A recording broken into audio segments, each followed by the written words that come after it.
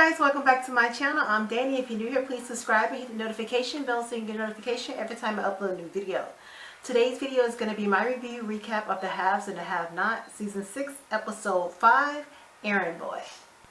Okay, first things first, this episode was very boring and anything barely happened in the episode, so I'm just going to go and get through it quickly with all the important stuff, the stuff that I feel was important, so we're just going to jump right into it. First off, we pick up where we left off last episode with David down at the jail begging the little policeman to see Jeffrey, saying that he's his attorney and he wanted to see his son and stuff. And the man basically going back and forth with him, telling him that, well, he's been calling the DA office and nobody's answering. And then Jim was like, call him again, I'm a judge. I'm like, this is the first time you throw around your judginess? Like, why you just didn't say this the first time? But the man still was like, well, I can't do anything if nobody can't answer. And then David was like, call him again, call him again. So while he's calling him again, the DA, the little Asian man, he walks in. And he's to my, hey, David. And David's like, I'm trying to see my son. They say he's been arrested and I need to see him. I'm his attorney. And he said they got instructions from your office not to let me in. And then the man, he was, George, that's what his name is. He was like, okay, well, we can change that. You can go back there and see him now. And then they basically end up letting David go back there to see what was going on with Jeffrey. So when he walks in there, Jeffrey is like being thrown up against the wall or whatever, and Justin is basically like roughing him up and stuff, and David's like, what are you doing? He was like, you the cop that came to my house. After like they went back and forth, when Justin was like, oh, we're not doing anything. He was just like requesting to leave and go back to his cell and all that stuff. And then I'm like, David, why did you realize that it was the man who came to your house as soon as you walked in? Like, this literally just happened like a few hours ago. Because knowing Tyler Perry, this is probably like an hour between episodes or something like that. But before he walked in, Jeffrey was waking up. And Jeffrey asked him what happened to me. He was like, I told you I was going to put you to sleep.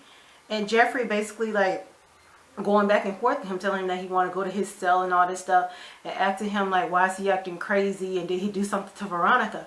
And Justin would never admit that he did anything to Veronica. And Jeffrey was like, well, I don't know like what's going on. He didn't want to be with him or something like that. And then Justin was like, so you mean to tell me I done did all this and you don't even want to be with me? I basically did all this stuff for nothing. I left my wife here. And Jeffrey was like, that's not my fault. He was like, it is your fault. Whose fault is it then? He was like, it's my mom's fault. She the one who played the tape and all that stuff. And I'm like, Jeffrey, you warned him that Veronica doesn't bluff. But he still wanted to take his risk and risk his life and career and everything else for you. So that really isn't your fault, because you basically have been telling him that you didn't want to be like that. And he basically has been stalking you for your little wee-wee. Like, even in prison, he's like filling you up and all this crap. So Justin can't blame anybody but himself. So basically after David and Jeffrey and all them end up talking and stuff, David basically asked him to leave. And he was asking Jeffrey what was going on. And Jeffrey didn't really want to explain. I'm like, this is your dad. Like, your dad is on your side. So you need to go ahead and tell him what happened. So he basically told him that he went down to the courthouse, and his mom basically played the video and then told the DA that he the one killed Quincy. And then David's like, why didn't you call me? I'm like, David, you haven't been answering your phone for anybody since you've been with Erica. Like, what do you mean why he didn't call you? They have been calling you. You have been sending it to voicemail because it was unknown.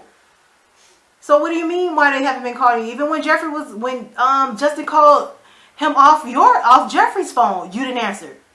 You just talking about you was gonna let it ring. But he should have listened to David in the first place, because David told his ass not to go down there, but he still went down there. So that's exactly what he did. He know his mama is crazy, and he know his mama would do anything to try to get ahead in life and make people fall in line. So David told him don't go down there, and he still went down there. So all this is Jeffrey's fault too. He can't blame anybody else but himself as well. Then we get Benny and Veronica down at the hospital. So the hospital had called Benny saying that Veronica wanted to see him or whatever. So he ended up going down there. And he gets in the room, Veronica telling him that she was his hero. And I'm like, he was her hero, I'm sorry. And Benny was like, no, you ain't got to be all that. Anybody would have done it. He was like, no, anybody wouldn't have done it. My son wouldn't have done it. My husband would have done it. I said, well, whose fault is that, Veronica? It's your fault that nobody is coming to your rescue or aid or whatever, because You keep acting the fool with everybody when they don't do what you say or what you want, and they're not falling in line with you. So you can't blame anybody else but yourself. And then they were just going back and forth, and she talking about she wanted to make it up to him. He's in debt to her and acting what he wanted. She was like flirting and stuff. I guess he was trying to offer up her little cootie cat, but Benny wasn't picking it up or whatever. So Benny was like, I'll just think about it. And then she was like, well, I want you to do me a favor. He was like, a favor already? She was like, yeah, I want you to go to my house and get my clothes that labeled Monday, Tuesday, Wednesday, and bring them back. I said, what grown person labels their clothing? Like, that is like little kid stuff when you going like on the first day of school or something like that. But she literally labeled her clothing Monday, Tuesday, Wednesday, because she said she can't leave the hospital to go get it, and she don't want to be in the hospital looking all crazy. So basically she want Benny to go over there and get it and come back. And she gave Benny her house code and everything. I said, that's probably going to come back to bite her in the ass. And then, like, he said he was going to go over there and get it and stuff. And then she was like, I have a house guest. And he was like, who's there? He was like, my son's fiance. Benny was like, fiance? Ain't he gay? He was like, he is not gay. And Benny was like, he's gay. He tried to kiss me. And she was like, what? And she wanted to know the story. And he basically told her one day he went to see Candace, and she opened up the door, and Jeffrey was there and like literally tried to kiss her. Because you remember that episode when Veronica said, the Candace said she was going to send some man up there to for Jeffrey, and it was going to be like a surprise or whatever. And when Benny knocked on the door trying to go see Candace, Jeffrey thought that was the surprise guy, so he like went with the flow with it till Benny knocked him out. And then she was like, oh, did you hit him? He was like, yeah, I got him off me. She was like, well, you should have hit him hard. She was like, that is your son. She was like, I don't care, but he shouldn't have no bearing trying to kiss a man, especially a man that's been kissing on his mother. And he was like, well, that was like way before I even started messing with you. So basically she like gave him the keys or whatever, and he walked out of the room saying he was going to be back. And while he walked out, Mitch was out there in the waiting room. Mitch is like the little dude boy. He like do everything Benny say, let's do this, let's do that. But Mitch was like, what, did you get any money? He was like, no, I ain't get no money. She want me to go to her house and bring some clothes back because nobody can't do it. And he was like, oh, so you're an errand boy now. He was like, no, I ain't no errand boy, but she ain't got nobody else to go do it. Then he was like, well, you need to play your cards right. You can get this money from her. This lady is loaded instead of my uncle. Ben was like, no. She's like way more ruthless than your uncle. I'd just rather get it from him and just deal with the consequences for him. And I said, that is kind of true, because Veronica might rig some papers up or something, or try to come up with something about him stealing out of her account or something like that to get her money back if he don't do what she says or something. So I do agree with Benny on that point. And then Benny was like, okay, so you gonna take me over there? He's like, so what, I am your chauffeur? I'm like, basically. Benny was like, yeah, I ain't got no car. Benny ain't got no car, no house, no job, no nothing. Do he even got a cell phone? Who paying the bill? But basically that was the end of that, and they go on over to the house. And Melissa's there with her little lingerie on, looking all cute and stuff. And she basically like seducing them, because she was like, they were talking about, who are you? He was like, I'm Melissa. He was like, what you doing living here? She was like, 'cause Veronica want me to marry her gay son. Mitch was like, well, that still don't tell me why you living here. And she said, you think I'm sexy, Mitch? Mitch was like, hell yeah. Then she walked over to Benny. She was like, Benny, I'll show you where the clothing and stuff is. So they ended up going upstairs. She was sitting on the bed while Benny was going through the closet. And Benny was like, what are you doing, when he turned around? Because she had to like took off her clothing, or well, her little cover up or whatever, and was exposing her lingerie and stuff like that. Stomach's flat as I don't know what. How many months Melissa's supposed to be? Like, is she actually pregnant? Did she lose the baby? Because her stomach is very, very flat. And she going like rubbing all on Benny. Benny trying to fight her off. And he finally gave in. He sat down. She was giving him a lap dance. And he kept on saying, Mitch downstairs, Mitch downstairs. She was like, so? And she had got into his little wallet or whatever. Pulled out the condom, but like, oh, he's ready. And then like when she gave him the lap dance stuff, he stopped fighting and started pulling off her clothes. I said, look at Benny. About to get him some. Then we get Charles Obama and Landon in the car. So basically, I guess they came from doing some kind of campaign speech or something, because they was like going over it or whatever. And Landon ended up buttering him up and was saying like he cleared his schedule for the night if he want to have some fun or something like that. And the man, Charles was like, okay, so how the girl look? He was like, no, not no girl, me. Charles looked like, I don't want to spend no time with you. That's how he was looking. He was like, no, man, I'm too tired for all that. And then he started asking about Candace, how she was. He didn't say her name outright, but he was like talking in code. And then it was like, oh, she's fine or whatever. They're keeping tabs on her and stuff like that. And then Charles was like, he may want to see her soon. I said, Candace got this man hooked. Speaking of Candace, back at the hotel, Erica brought the new girl, I forgot what her name is, and the new prostitute that Candace allegedly supposed to be her pimp. She brought her some clothes or whatever. She was telling her, she was like, oh, hey, here's the clothing that Candace brought. So if Candace called and asked you, did I bring the clothes, tell her I brought it over immediately. She was like, I can't stay, I gotta go. So when she got ready to turn around, Candace was standing right there. She was like, oh, hey, Candace. And then the girl was asking Erica, is Candace her pimp too? And she was like, no. And I'm like, yes, she is. And yes, she was. But she was like, no. And Candace was like, are you working on my money? She was like, yeah, but I don't know I'm supposed to get $100,000 from. She was like, well, you better find it.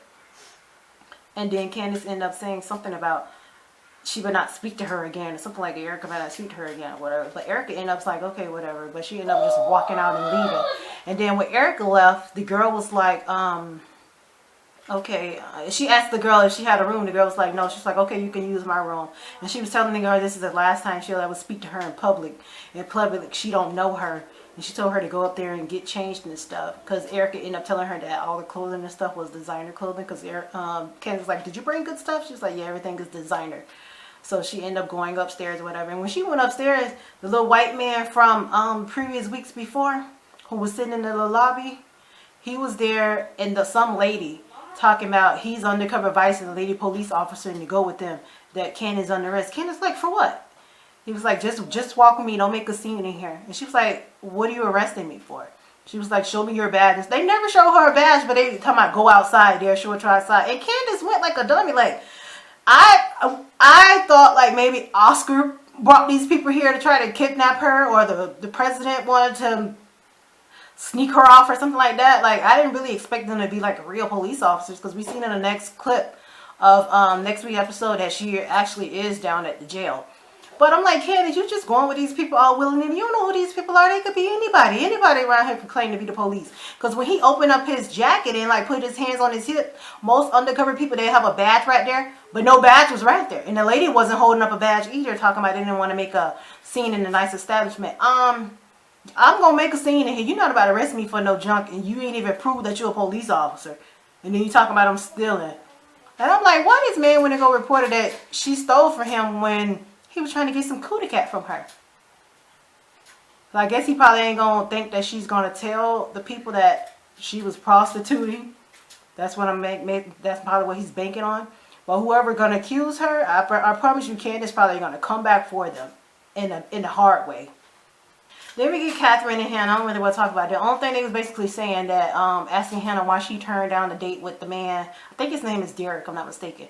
And then Hannah was like, why are you trying to hook me up with him? And she was like, I wanted you to try to hook up with him because his wife just died or whatever. And he was lonely and all that stuff. So that's why she basically was trying to get her to hook up with him. And a whole bunch of other nonsense that I don't care about. And speaking of Hannah, and I think his name is Derek, I really do hope he the man with the lion tattoo. Because I really want to see how Hannah is going to react. I really do want to see that. Because that'll be like a shaker in this season.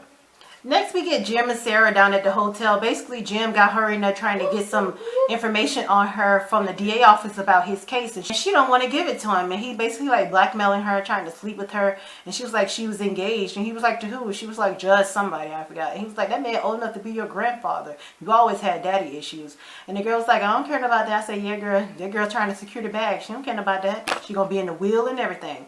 So Jim basically was trying to get information, trying to make her disappear. Well, get the information and get rid of it. And she said no. And then like when she got ready to leave and all that stuff, he was like, where are you going? She was like, I'm going back to work. He was like, no, you about to get on this bed and get naked and stuff and sit on the edge of the bed. And she actually sat there and took off her clothes and stuff. I'm like, girl, are you crazy? I would have walked up out of there. What Jim gonna do? Come down there to the DA office to come get you? Girl. And she actually fell in line with the foolishness, because he's talking about he made her record disappear and all this stuff. Okay, he made it disappear, so he ain't got no evidence or nothing else. So what are you sleeping with it for? You probably actually did miss that we like he said. Girl, bye. And then we get Landon and some white lady. They at like a bar or whatever. They sit down talking or whatever. He was asking her about Candace. So I guess this is the guy the lady that's keeping tabs on Candace. And she was like, oh yeah, Candace is fine or whatever. So she was asking how Charles was. And she was like, but Landon was like, he's just whiny about everything, whiny about how hard it's going to be, how much stress it is. But I said, oh, Landon done completely switched the switch. When he's with Charles, he's buttering up and kissing his ass. But now when he with this lady, he's dogging Charles out. And the lady picked up on it. Because she was like, you're jealous of Candace. You want him, don't you? You're in love with him, aren't you? And Landon, he didn't want to hear all that. He was like, man, I got to go. I ain't got time for all this. So he basically got his drink or whatever. And, well, he left it on the table. And he left. And he left her with the bill. He was like, I'll get the next one. And, basically, she called him out on, like, being in love with Charles. And Charles don't even want him. Because she was saying something about the man is, like, straight. He was like, everybody been straight in public, but not in private. And I'm like, don't try to seduce this man. This man ain't giving you no play. He ain't even trying to be like that with you. He's just, like, friendly with you because you're a campaign person. And you probably can ruin him. So he's playing his cards right. So basically, he ended up leaving or whatever. And leave the lady sitting there. She basically apologized or whatever, but he still left. Next week is Wyatt and Justin. Now, this is going to end out the episode. Justin come banging on Wyatt's door. Wyatt talking about, who is that? Who is that? Now, he hears Justin's voice on the other end. And Justin has been threatening you for the past 2 episodes. Now, how he was going to come to your house and beat your ass. And you told him to come with the police car. His pink police car. So why are you acting surprised that he's actually there? Like, I don't get it. And Justin busting in, demanding like answers and stuff. And Wyatt talking about he's going to call the police. Justin like, I am the police. I bust out laughing because Justin actually had on his whole entire cop uniform. And I'm like, Wyatt, like, what are you doing? And he asking him like, are you really sleeping together and all this stuff, that he's in love with Jeffrey and all. And I'm like, Wyatt, don't do this because you the one brought this on yourself. You already knew the man is off the hinges. You already know the man is crazy. Like, all this other crap that he's been doing throughout the entire episode.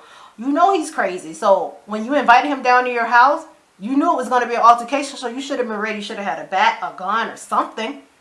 Like, you should have had something, like, on hand to, like, stop this guy. You already know he's unhinged. But that's my review on the haves and the have-nots. So, don't forget to subscribe to my channel. Leave a comment down below if you think I forgot anything or I messed up something.